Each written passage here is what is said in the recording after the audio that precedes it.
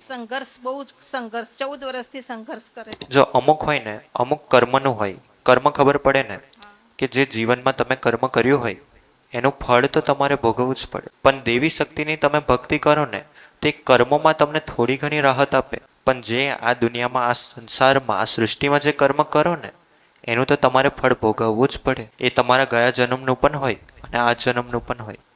એટલા માટે એક નિશ્ચિત સમય લખાયો હોય કે એ સમય જ તમને પ્રાપ્ત થાય. તમે એમ સમજો કે મેં આજે ભક્તિ કરું છું, બરાબર, તો તમને એક દિવસમાં એનું ફળ પ્રાપ્ત ના થાય. કેમ? કારણ કે તમારે જે કર્મ કરેલા હોય એ તમે વર્ષો, હજારો વર્ષો, એવા કેટલાક જન્મોથી તમે કરતા આવ્યા હોય, તો એનું તમે આજે ભોગવતા હોય.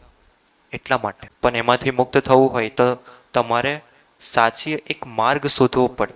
દેવી શક્તિ સાથે તમે જોડાઓ એટલે કોણ? તમારી કુલદેવી હોય, તમારે જે ભગવાન હોય, તમે એની સાથે જોડાઓ ને તો થાય શું કે તમારે જે અસત્કર્મ હોય તો પહેલાં એને મુક્ત કરવા માટે તમારા ઘરમાં અથવા તો તમને એવો દુઃખ આપે. કેમ? કારણ કે તમારા અસત્કર્મ ધીમે ધીમે માફ કરવા હોય ભગવાને, દેવી શક્તિને. જ્યારે એ માફ થાય ત્યારે ધીમે ધીમે તમારા જેમ સત્કર્મ વધે એમ તમને એવો ફળ પ્રાપ્ત થાય. એટલા માટે તમારે આ બંને વસ્તુને શું કરવું પડે? સ્થિર રાખવું પડે.